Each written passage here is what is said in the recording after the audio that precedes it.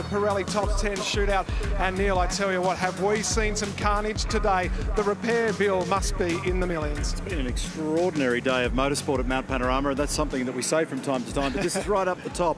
A lot of damage up the top of the hill. People 110% committed to try and make lap speed around here. But this is a grand moment for racing drivers. You have the track to yourself. The final top 10 shootout. The first man out is right behind us in Shane van Gisbergen in the 888 Mercedes, and the fastest man will run last, and that's Matt Campbell in the Porsche. In between, some international champions and 7 different manufacturers represented. Half a second across those runners. Right now, a tiny bit of cloud cover. It gets no better than this. It's going to be quick. Let's get into it. We can't wait. Here are our commentators, John Hindhoff, Johnny Palmer and Richard Crail. Thanks very much, fellas.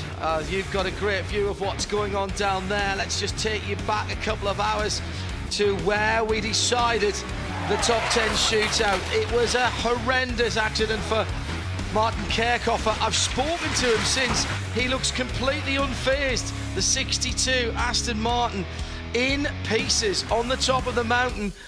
But Martin walked away, and he's just ruining his luck after he was helped out by Inge van der Zande.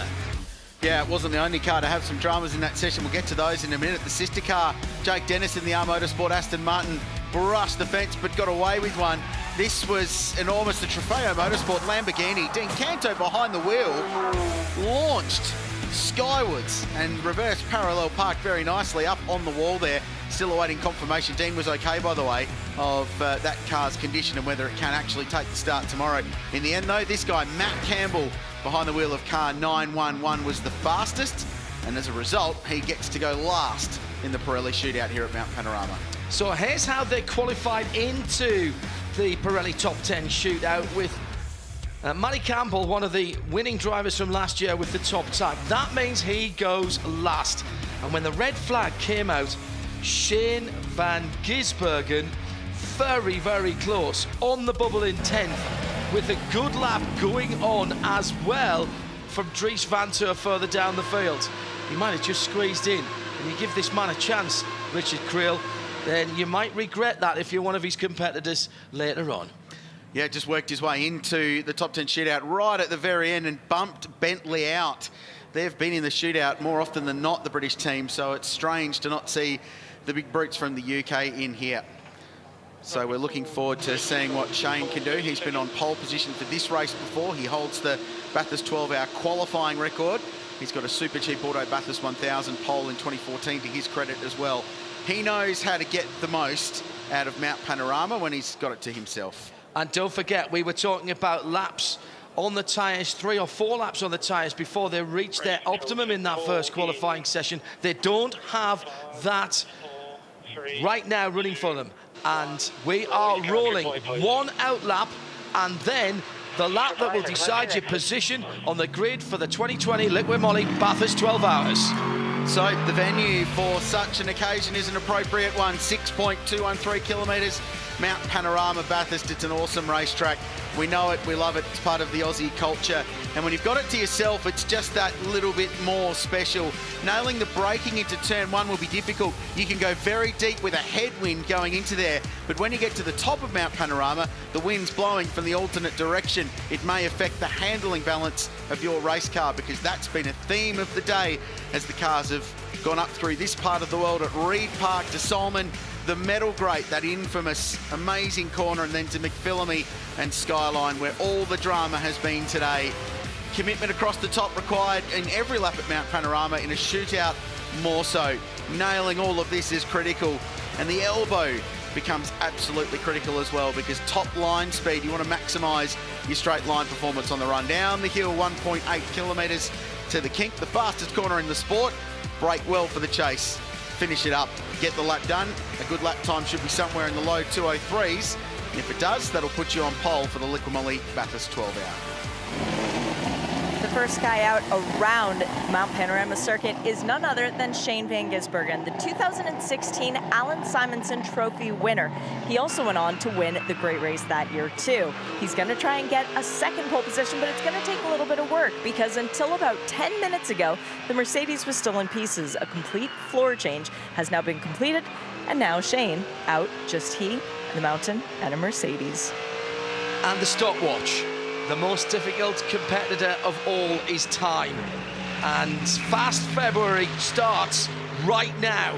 First day of the month, and it's time to get everything out of the performance. Draws in the back of the garage, bolted on, slap the driver around a bit, say bad things about his family, and kick him out there and tell him he's got one lap to do. The tiny steering wheel on the AMG GT3 looks like something that should be on a kiddie's pedal car. There's a lot of power underneath the bonnet, the long snout of that AMG, and it's controlled from that little bow tie of a steering wheel. Down towards Hellscorn Furnace for the first time. SVG then hits his braking point, takes it to the apex and lets it roll out over the red and white curbs. Now just takes another little breather as he gets onto Audi Mountain Straight. Here the understeer at turn one, the front tyres scrubbling for grip. They still won't be up to maximum temperature. They probably won't get there till halfway through the lap, and the car will switch itself on across the top of Mount Panorama. So 3 timing intermediates at Mount Panorama. We'll tell you the splits.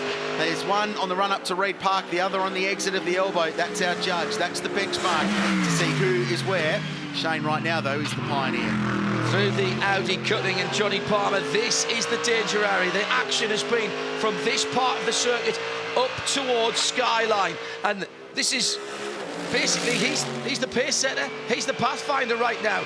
We don't even know what the circuit is. This is the first of 3 Mercedes we're going to see in the session, by the way. They're the most dominant in the top 10. Raffaele Marciello and Maro Engel still to come. But let's see what SVG can do. Again, the front of that Mercedes scraping on the ground. Now at the spare box dipper and out towards the elbow. But it's foot to the floor here. And now this crucial corner which determines the top speed into the chase. Doesn't have to worry about anybody coming down the inside there, so he takes a much more traditional line, sweeping in from the right-hand side, down onto Conrod Straight. We've got nothing to compare it against. 51 seconds in the first sector, 32 seconds in the third, as he comes down to the flat-out right-hander at the chase. It's going to be a decent lap, somewhere in the mid-3s you'd expect on those sector times. Stops, turns, nicely done. Neat and tidy with a big, I'd say that, with a big grab of oversteer on the exit of the chase. And now just to get this final part right, deceptively tricky downhill braking. There's the apex. You're on the throttle so early in a GT3 car. Use the road on the exit. Well, it's a 204.35. Gave away some time in the last sector. But again, right now, that's pole position. We don't know what everyone else has got. And that is a very good point. Just one warm-up lap and one shot at it. We've now got something to aim at. 204.356. That is the first gambit laid down by SVG. Maxi, that was a great lap by Shane van Gisbergen, your teammate. What did you think? Absolutely, this was a clear lap so far, and it's never easy to put the first lap on the screens. But I think he performed well and looks promising, the lap time. If you compare these lap times to the last qualifying section, I think we are competitive. Sounds like you're very lucky to have the car out there at all. Yeah, true. We had some issues with the anti-roll bar in the qualifying section, so he could do a run only once in the qualifying session. So we are just qualified in top 10. So we were lucky, and now we will see where we end up. Perfect. Well, the rest of the cars are heading out. All the best. Okay, thank you, guys. We go from 888 to Triple F, and it's the sole Lamborghini that'll be rolling out in this shootout. It's in the hands of 32-year-old Italian Marco Mapelli, and this team's been something of a surprise packet today. They topped the early morning practice session. They sat out most of the Pirelli qualifying session earlier today. They wanted to make sure they had the exact amount of fuel that was right for that second qualifying session. It's been a really well-balanced car so far this weekend. So Marco Mapelli then has to take a deep breath. He's done all the visualising, he's warmed up the Pirellis, and now it's him and the mountain and a Lamborghini down towards turn 1. Gets that front end turned in. Now looked a little bit more direct than what we saw from SVG in the AMG a moment or two ago. Looks like the Lambo is on the nose a little bit there, which drivers like during qualifying, and particularly they want to feel that car rotating and turning into the corners. Just for comparison, Shane did a 204.3 to get into the shootout. It was a 3.9, so he's only given away 4 and a bit tenths of a second on his one lap dash compared to a quali run to get himself into it. So that makes that lap time for car 888 look even better. Not far away from a first sector time, though, for the young Italian, very close to the wall on the exit. The car tried to swap ends on the braking zone into the final corner as he was about to start the lap as well. So he's driving it very, very hard, and he's given away 3/10 in the first split. Interesting they've gone with Mapelli for me. I thought it was a toss-up between Marco and Andrea Caldarelli, who had a ding-dong fight at Daytona last weekend in their GT Daytona Lamborghini Huracans. That classic scream of the V10, though, as it reaches the top of the mountain. Looking possibly a little bit more nimble over the top of the mountain compared to the Mercedes last time. A lot of curb across the top on the run through the S's as well, which unsettled the car, but it seemed to deal with it okay. Lamborghini have never been on pole for this race. He's pulled some margin back across the top as well, which is where this car will be very strong. So he's right in the mix. Lamborghini have qualified second here before David Russell. A superb job in Roger Lago's car in 2015. Can the young Italian get them on the front row again? So does the characteristic of the Lamborghini then give him an advantage into the very fast and then medium corners at the end of the lap? He did very well over the twisties on the top of the mountain, just kicking up a little bit of dirt from the right-hand side Pirellis as he exits the chase down under the Liqui Bridge and into Liqui Murray's corner, the final left-hander across the line. Checkered flag is out and he stops the clock. I tell you what, he pulled a lot back there. He did a very good job in the second 2/3 of that lap, but he still finishes just a 1/10 and a half behind Shane van Gisbergen, who continues to be provisionally on pole position.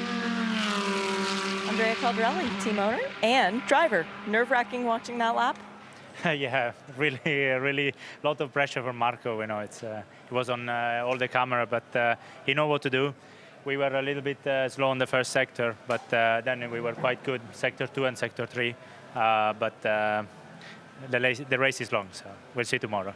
The important part was getting into the top 10. And it's funny that you were watching the screen and couldn't take your eyes away because Dennis Linde was sitting on a ladder and couldn't watch. Oh no, I trust Marco. I really like to watch him driving, actually. I really believe he's one of the best guys out there, so I really enjoy to watch his lap. Good luck tomorrow, Andrea. Thank you. Andrea Caldarelli did a cracking job in the Lamborghini for Paul Miller Racing last weekend and comes away with a Daytona, Rolex Daytona. Watch for his troubles. Right, we got another car on the mountain. It's another manufacturer, and this is the young man who absolutely lit up the mountain last year, Jake Dennis, maybe with something to prove. We'll find out in a couple of minutes' time. Yes, it is Jake Dennis that's in the car right now behind the Aston Martin wheel, and Rick Kelly is watching on nervously, but said the car is actually quite good here. So they just want to know what the track's like with the heat and how he's going to go, but the boys are pumped. Looking a little nervous.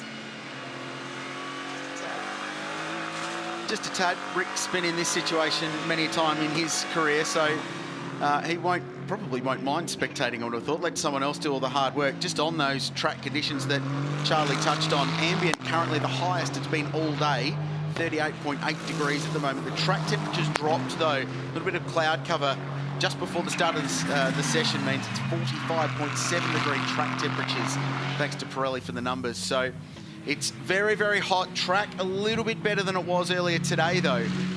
So that will be a balancing act between the ambient temperature and the track temp. Got to be somewhere near 51 seconds for the first sector here on the mountain. Jake Dennis pushes the front end of the Aston into turn 2.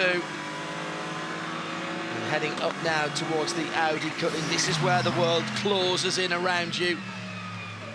Really want more room than the mountain is going to give you, and it's all uphill. You daren't lift off the throttle because you know that gravity isn't your friend right here. Pole position last year. This is a very different car though, turbocharged 4-litre V8 in the Aston. Just a little feather of the throttle. He struck the wall there earlier on today, so needed to be cautious across the top. I'm sure he's not shaving too much time from this lap though, and now heading down towards the spare box dipper again. Big old clatter there as the car finds the ground once more. He's got a 1/10 and a half to find, Creelsey, in the last third of the lap or so. Right in towards the wall. Remember, he gave up the lead with a couple of laps to go there, but he didn't have to worry as he did last year. about a Porsche coming up the inside. Messy the way the car landed going down through the S's to the dipper, wasn't it? It was unsettling. Remember, was on pole last year for about 3 hours, but had it taken away from them. They had an RPM breach in that car and they were disqualified from the top 10 shootout. So there's an element of revenge here perhaps for this young British driver who burst onto the scene. He led the race right up until the final 15 minutes. He proved his star power, and his shootout lap last year was breathtaking. This one's been solid. Stopped in the final corner. Will it be pole position or at least provisional pole? I don't think so. No, it's third. It's 2:04.75. He's 0.39 off the benchmark, and car 888 moves up from 10th. It went to 9th. It's now 8th. Continues its march up the grid.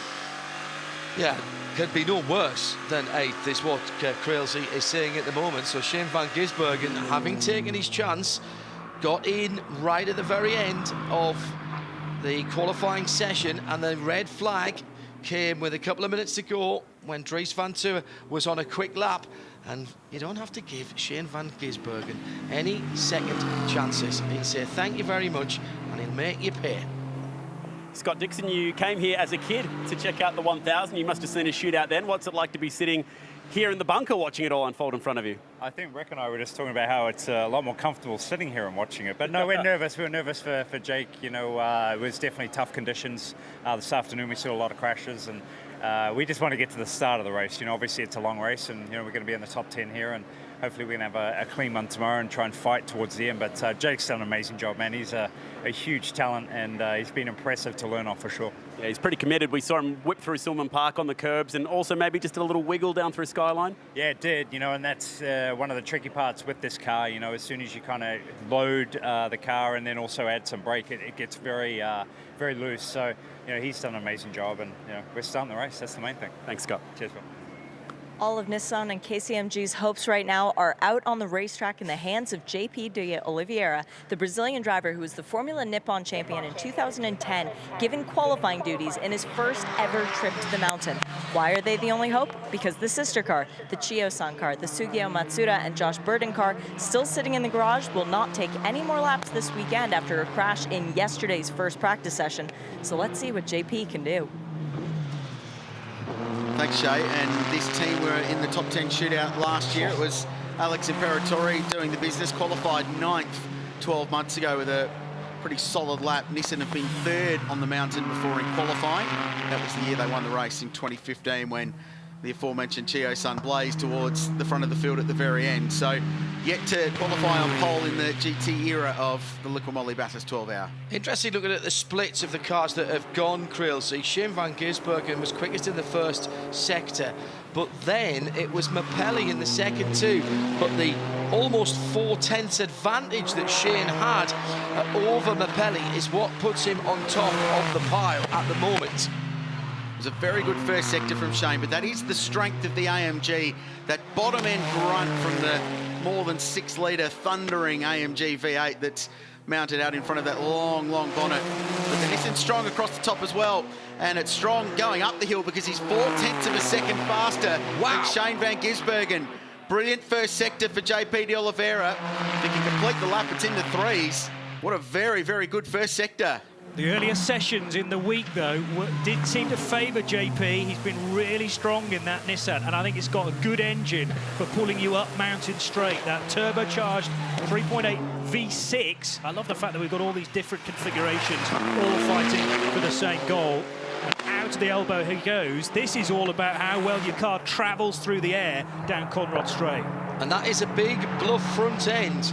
Much like the Bentley, it has to move a lot of air on that Nissan, but we've seen in the past, Crailsey, haven't we, just how these cars can carry the speed through the corners, and that's what he needs to do now.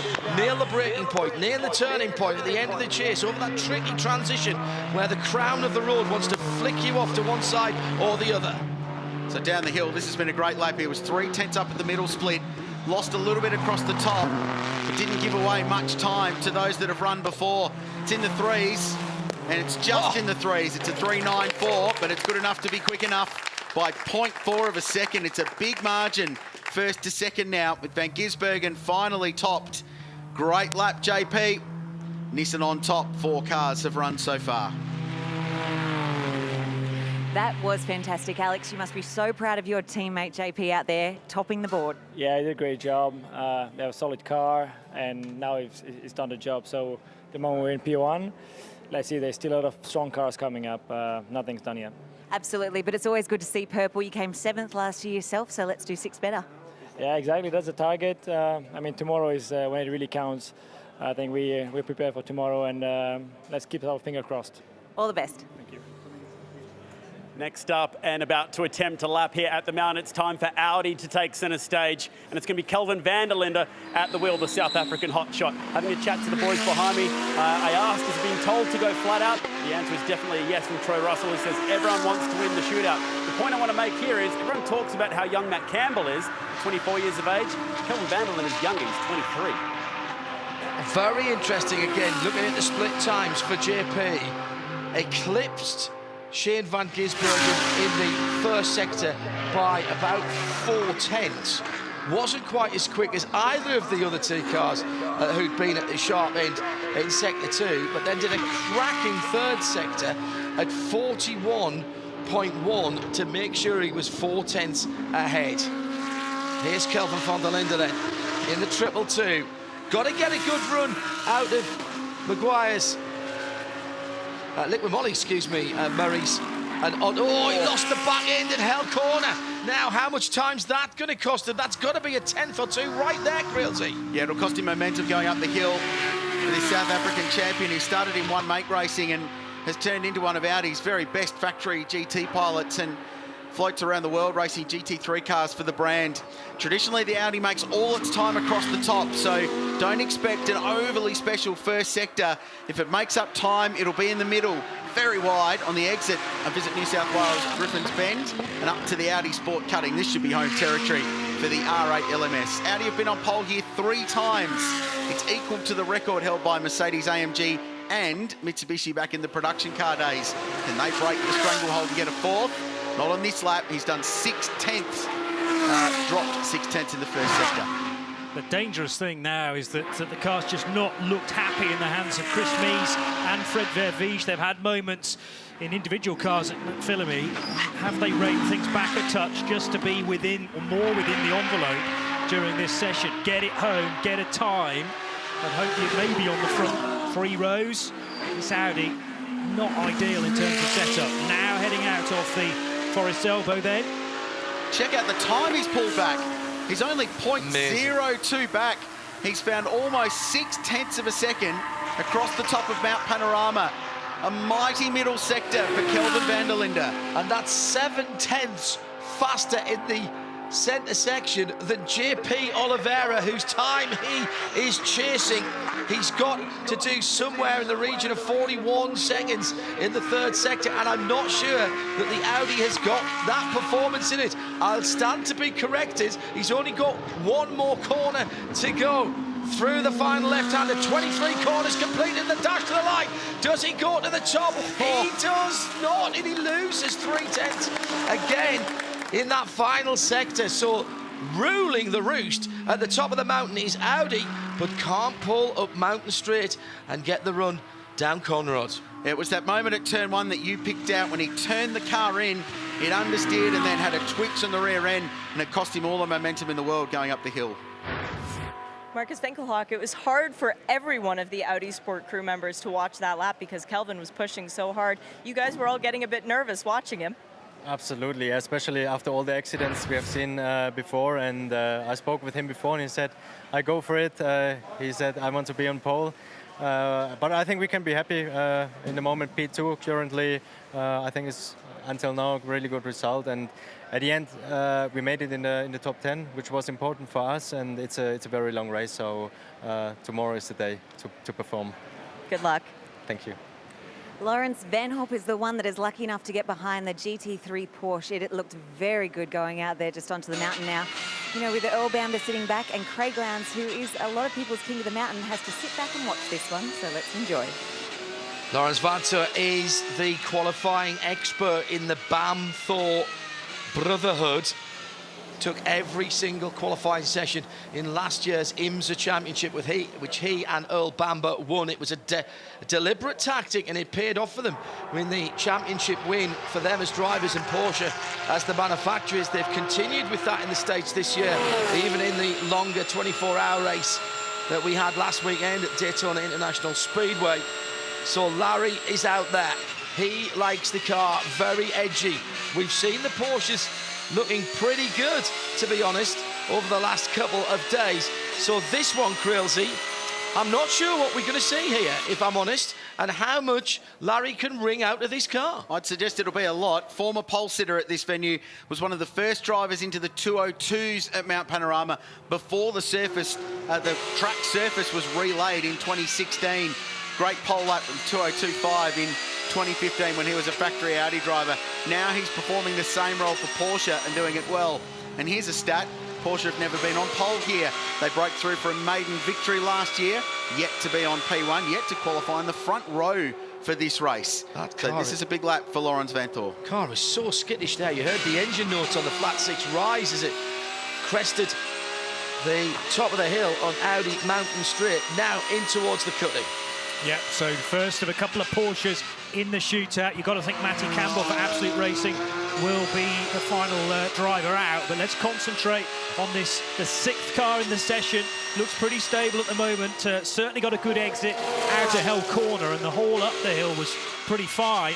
And now, I reckon this Porsche's as good, obviously slightly slower than the Audi, but I think it's going to pull a fair bit of time back here across the top of the mountain. Only 3/10 down, Krilsey, and I say only 3/10. I think that might be doable. I think there's a chance here for Laurens Vanthoor because this Porsche is very good in the second half of the lap. Yeah, going up the hill isn't the Porsche's strong suit. Coming down certainly is. So gave away a few tenths in that first sector on the run-up to Reed Park. There's the Maguire's elbow. Check the time, and he's up. It's fractional, but he is in front currently of JP de Oliveira. So it's all down to this run to Conrod Straight. Porsche very good under brakes and very good turning into a corner with that pointy front end. So wait for it down here at the chase. This will be absolutely critical. Got to be completely committed, and is how far does he go into the braking area? Answer all the way in, does get it turned in. Fantastic stuff from Vanthoor. Scroll back 12 months to the previous version of this car.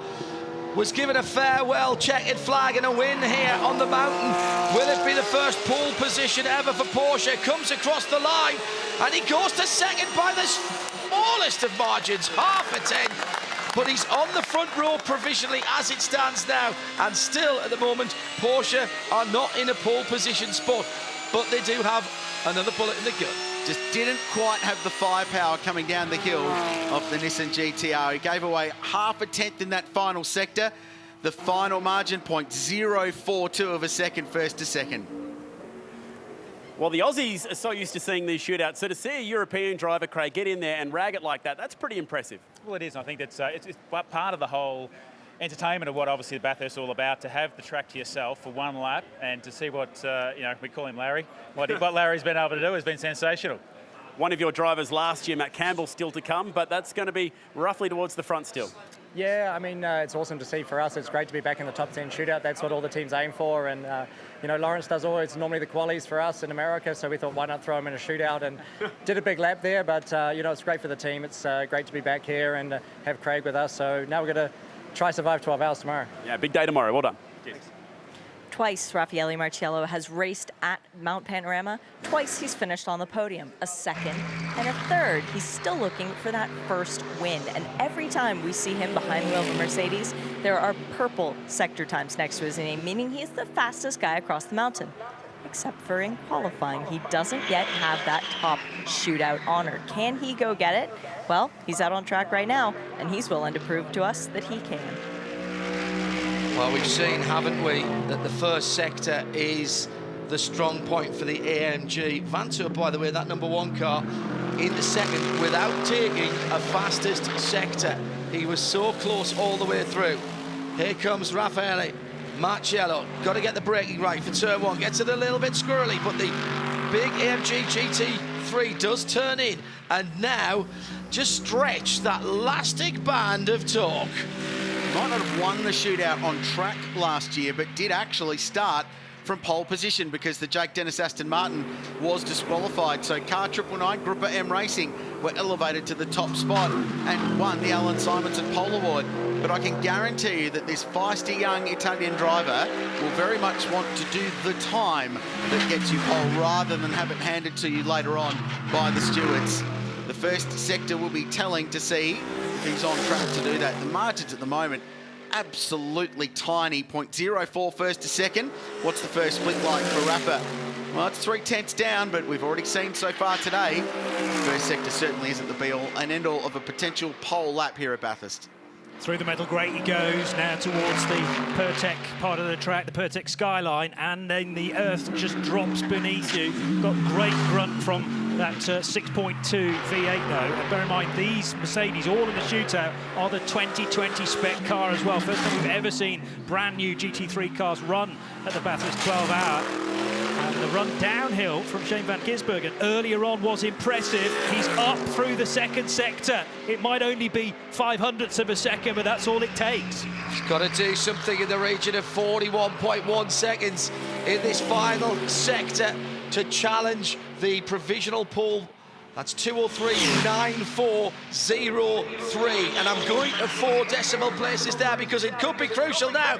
2 more corners to go as he heads down under the Lickmamolly Bridge and down towards us here on the start-finish line. Comes from all the way across on the right-hand side of the road, almost kissing the dirt there with the right hand. Pirelli as he comes through and stops the clock on a 3.821, a 10th, and it's back to the top for the 3-pointed star, and the 999 is on provisional pole. Really good lap. Final sector was super impressive. Found a 10th and a bit over JP de Oliveira, and that was the difference. So the commitment across the top, that's where he pulled back the time. It was basically square by the time they got to the final sector. So really impressive across the top in what is not generally the strong suit for the big Mercedes AMG GT3. I think he was really hanging it out on the top, loving the way these cars make their lap times in different ways. So Mercedes ahead of the Nissan, ahead of the Porsche, ahead of the Audi. 4 different manufacturers in the top 4. A massive cheer just went up down here in the 59 Racing Garage because Alvaro Parente has just popped up on the timing screen. It's time for McLaren to take centre stage, and the first time we've seen this beautiful 720S here at Mount Panorama. He is a former 12-hour winner, and a couple weeks ago he became a parent, so he's now Alvaro Parente. All right then. This McLaren looks like it should be fastened to a hard point on some kind of military aircraft. It is a weapon. Phenomenal looking thing. It almost looks like we're filming it in standard and then stretching it across to 16.9, like somebody squashed it down. It is so purposeful and just sits so close to the ground. Sounds pretty impressive too. Twin turbo V8 power for McLaren. The 650S was a very good car at Mount Panorama, always fast. And Shane van Gisbergen still holds the qualifying lap record in that car from 2016. Won't see record times today, but there's certainly a chance that Alvaro can get this car on the top spot. He's been neat and tidy. This is a team that's crept up on it all weekend. Didn't get any headlines yesterday. They went about their business tuning their racing cars and making them fast and making them reliable and consistent over a distance. They got that right. Today they went after speed, and from practice 5 this morning they found some, and that's continued on throughout qualifying 1 and 2 into the shootout. Let's see what they can do on one special lap. Yeah, just trying to work out where the strengths are or whether they've made this McLaren good all the way around the lap. It could be that we sort of see no blitzing times through either of the 3 sectors, but when you add them all together, it could be good enough. This is the long sector, remember, now through BP Ultimate Marine Park. A little bit of curve there on the exit, but not too much. And keeping it again within the envelope. The walls are close, not too close. And he's up. He's up on the time at the moment. The best time in the first sector was a 50.628. Raffaele Marciello That wasn't his time, that was Oliveira's. He's got a 50.945. So there's time to play with here in terms of the McLaren and Alvaro Parente down towards the Maguire's elbow. And now, does he get a clean exit onto Conrad? You bet he does. He's lost a couple of tenths here, Crilsey. Has the McLaren got enough to make it up? It should have a slight straight line speed. Well, not an advantage, but it will be strong down Conrad Straight. Often the best laps in a shootout are the most undramatic, and this has been an undramatic lap. Neat, tidy, pinpoint accurate, and very, very fast. Right now, on -2 tenths, he slots into 4th place, but let's see if he can pull a little bit of time back. It should be very good with all the downforce this car's got under brakes for the chase, and indeed the final corner. Gruppa M watching on, top right corner, 59 Racing, bottom right. There's the lap, there's the time, it's good. It's very good by the smallest of margins. 0.04, we've got a new pace setter, and it's Alvaro Parente. Very, very nice. Tom Blomqvist, that was your first experience watching a top 10 shootout, being a part of it, and your car goes to the top of the charts. Pretty exciting, isn't it?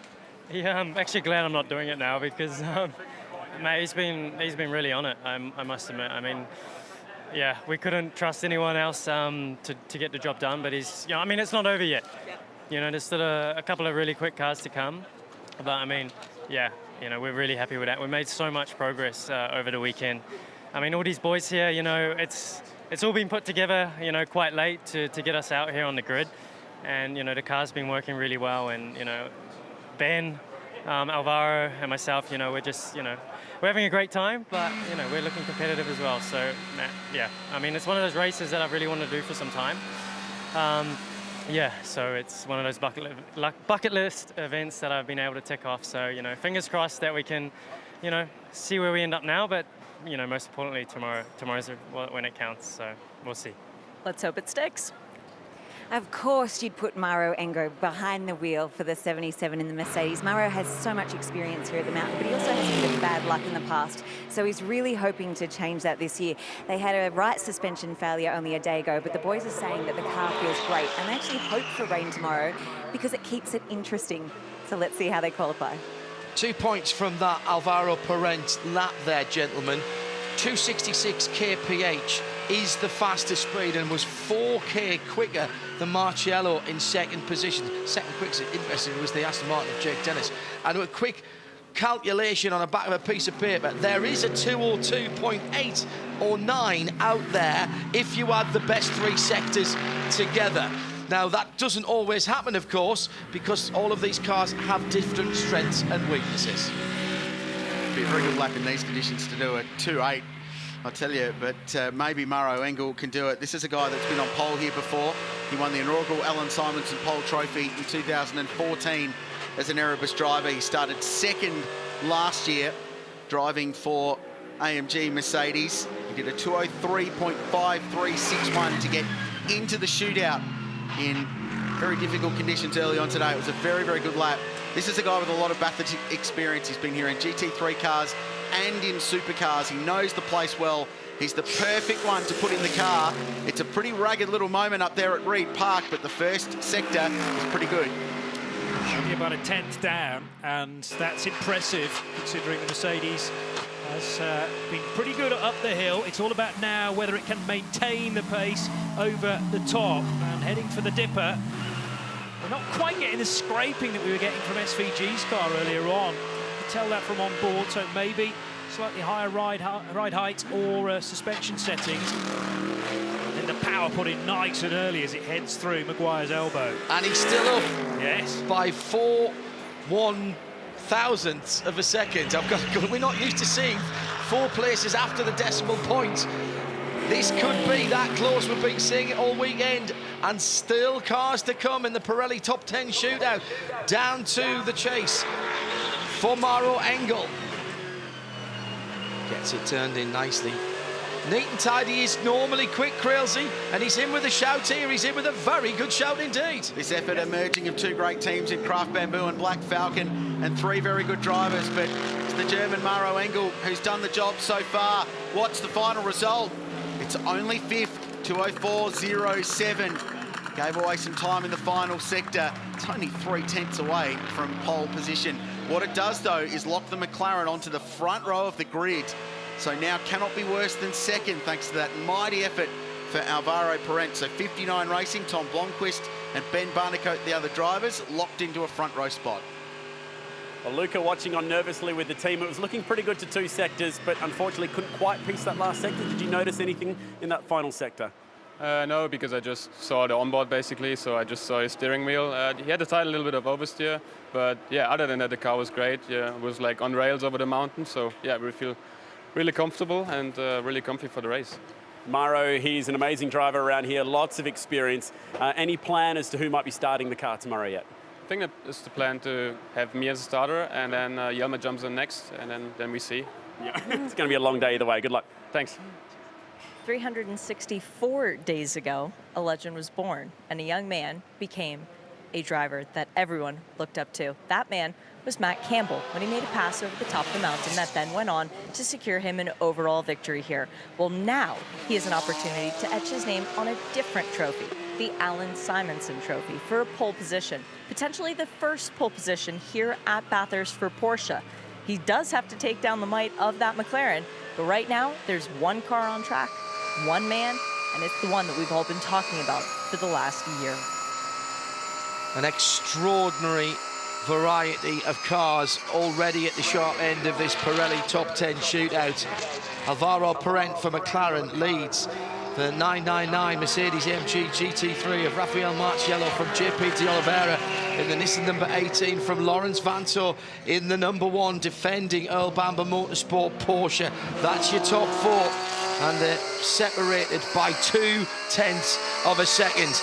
One man, one lap, and the 911, the new 911 GT3 car, Matty Campbell, over to you.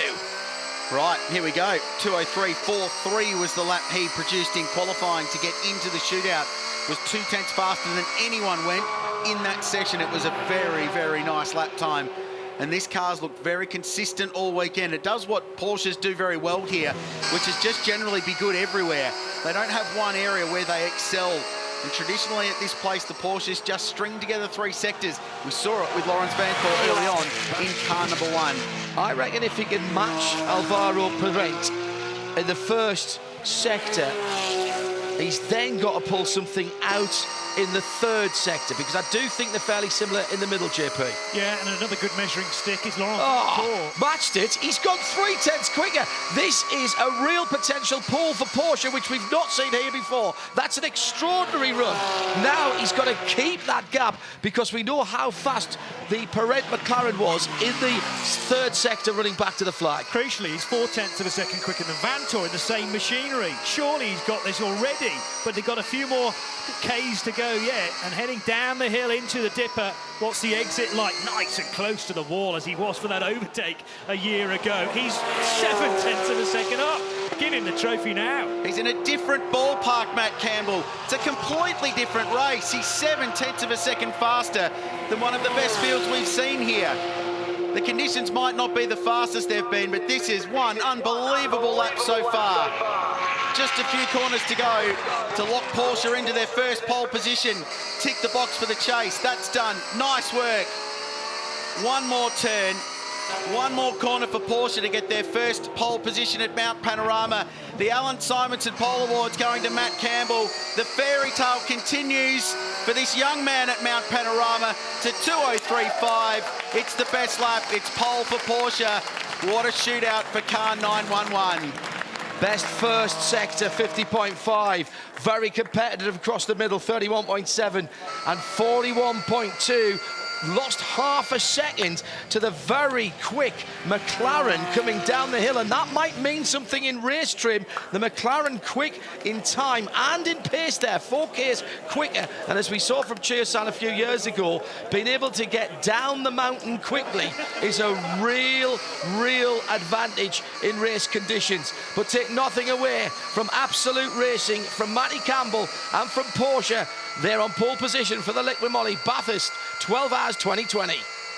Safe to say we have the happiest teammate in all up and down pit lane. Congratulations, how good's Matty? Yeah, thank you. I mean, I will say thank you to him because, yeah, just watching, but yeah, what an incredible lap. I mean, incredible first sector, great second sector, good last sector. So yeah, I mean, the team did an amazing job with the car, and he just performed at his best level. So hats off to him and to the team for the job today. And it's always great to start on pole.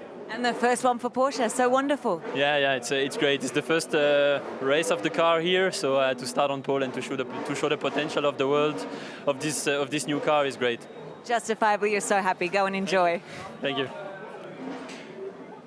Well, what scenes down at Porsche. So this is the lap that did it, and it was all the first and second sectors for this remarkable 24-year-old from Warwick in country Queensland. The family and a lot of the supporters that have funded his early racing career are here. His old team boss is in the garage next door, helping out at Elbamba Motorsport, Andy McElrea. A beautiful lap, a lot of commitment on the exit of turn 1, Johnny Palmer. And it's a straight shot up the hill. Just extraordinary first and second sectors, though. Not afraid to ride the curb coming out of Hell Corner, so clearly the car stabilises well and got good ground clearance too, which you kind of need around this place. Braking nice and late into Griffin's Bend as well. Floors the throttle, the ABS, or rather the traction control sorts that out a little bit for you, and then into the Audi cutting. But once again, this is the sort of area on the track where this car excels. Looking forward to seeing this next sector now. So sector 2, this is the first timing intermediate, which was the fastest of the entire session, but he found an enormous chunk of time in the overall lap across here. Let's just have a listen to this.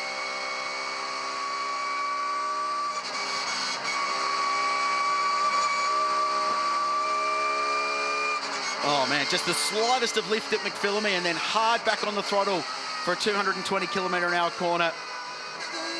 There's the dipper, hard on the throttle mid-corner there, no problems with traction. Porsche 4-litre flat 6 hanging out over the rear axle. Waited a little bit for the throttle there on the exit of the elbow. And at that point, he would have seen on his dash a split time that would have given him a wry little grin on his face. This is probably the weakest point for the Porsche. It doesn't have the raw straight line speed of all the cars. Its all-round ability is very, very good. But it just gave away a few tenths here and perhaps a little bit of conservatism, Johnny, in the final sector. 262 clicks through the track. That wasn't as fast as JP de Oliveira, but nevertheless, when you hook all the laps together, I just wonder whether this run out of Liqui Moly corner wasn't the tidiest, but he is the picture of concentration, gets it stopped very late indeed, kicked up the dust, and that's where he lost half a second through the final sector, but it wasn't too much time to not get pole, and there he is, getting a ride back on a rather bit of slower piece of machinery. Yeah, that's an interesting way to come back and greet your team, isn't it? What a sensational effort. So the final time, 2:03.55, which is a tenth slower than the time he got to get into the shootout to qualify fastest earlier. So to replicate that, which you've got a full 30-minute session to build up to, in one magic lap is just outstanding. So Porsche on pole, McLaren second. That's another big story, isn't it?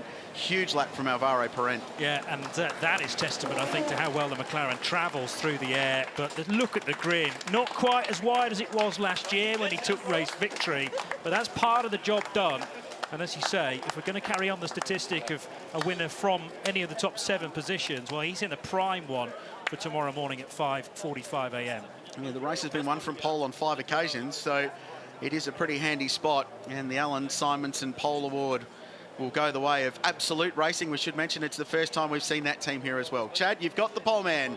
What a special moment that was. We'll get Matteo Braga from Pirelli in with this extremely prestigious trophy. This is the Alan Simonson Pole Position Trophy, which is handed out to the pole man here today, Matt Campbell. It's another special day here at the mountain. You have earned that, mate. Congratulations on an amazing lap.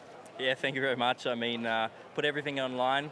You know, I was really pushing hard, missed a few apexes, but overall there was nothing left on the table. I tried absolutely everything I could, and in the end, obviously getting pole. But you know, fantastic result. First time here in a new generation of car, and you know, great starting position for tomorrow. So extremely excited, and you know, this is one I've wanted for a long time, and had many attempts at a top 10, and this time just putting it all together, which is fantastic. How do you harness that pressure in a scenario like that, where you've got the weight of the Porsche factory and the world watching in these conditions to do what you just did?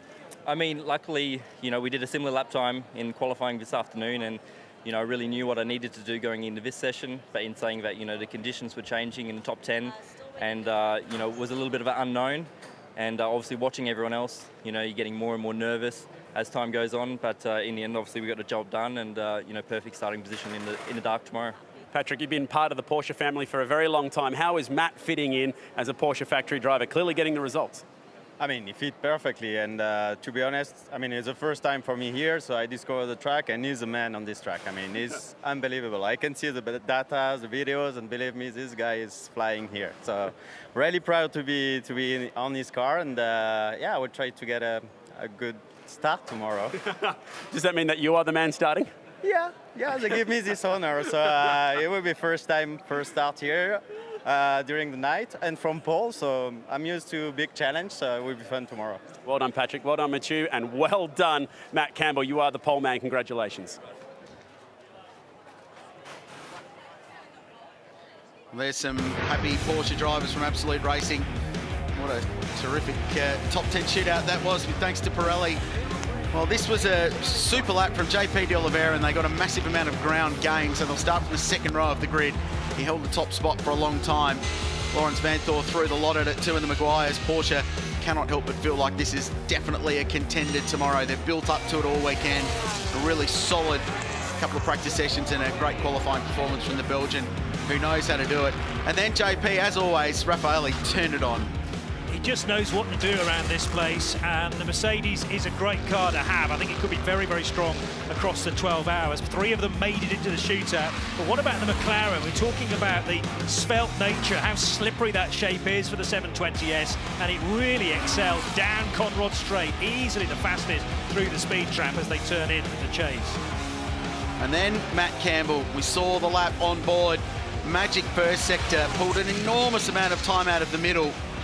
Gave away a little bit towards the end, but in the end it didn't matter, like it was in qualifying. He was up to the good of 0.2 of a second over the entire field. And for the first time at Mount Panorama, they won for the first time last year. Porsche grabbed pole position, the Alan Simonson Pole Award for the first time. And they're the 6th different brand to grab pole at Mount Panorama in the 6 years just past. It's a huge lap, it's a huge result for a brand with a rich history in global endurance racing. And Matt Campbell will start on pole position tomorrow morning with his teammates Patrick Pilet and Mathieu Jaminet. So many different brands in there. McLaren on the front row, I think that's a great result. Mercedes, AMG and Nissan next, and another Porsche. Maro Engel's in the mix, and the man who was so good last year, Jake Dennis, got the ARM Motorsport Aston Martin into the 10. That car will start 10th tomorrow. Well, John Heinhoff is alongside me. Matt Campbell, what a stunning performance, carrying on from last year. The kid just loves the place and flying the Aussie flag too. It just gets better and better, doesn't he? You know, outside of Australia, he wasn't very well known until the last year or 18 months, and he's taken what he built here last year with that stunning performance onto the international stage. Now a full Porsche factory driver. He's just building a fantastic career. He's got a long time ahead of him and a lot more trophies in this sport to come. So when we come to tomorrow, he would be your tip then, this combination? You've got to say that they look pretty good, don't they? And Porsche are underlining their win from last year with how many cars they brought this year. But being fast in qualifying doesn't always mean being quick in the race. Getting down the mountain's important. And Matty was good, but he wasn't the quickest. That was the McLaren. So this bodes really well for the race tomorrow. After the chaos of today, what do you expect when we start in the dark here tomorrow morning? Well, let's hope it's not the same kind of chaos. What it will be is the most extraordinary, beautiful and bonkers 45 minutes of racing anywhere in the world. And I say that in the best possible way. It's unmissable motorsport. Nowhere else does it like Mount Panorama. And we have weather on the way too. Thunderstorms are expected. Can you believe it? Don't even add that in. That just adds another level of excitement and anticipation. The mountain, well, the mountain just keeps getting better, and so does this race. Absolutely. 5:30 a.m. Eastern Daylight Time. You'll see all the action right here on Fox Sports. We can't wait. As we said, we'll start in the dark and we'll be here throughout the day. The whole 12 hours of racing will be ad break free on Fox Sports. John, thanks for your time. We can't wait to see you again in the morning. Can't wait. All right, that's it from us here at the mountain for today. Tomorrow it is the 2020 Liqui Moly Bathurst 12 hour. You'll see it all on Fox Sports.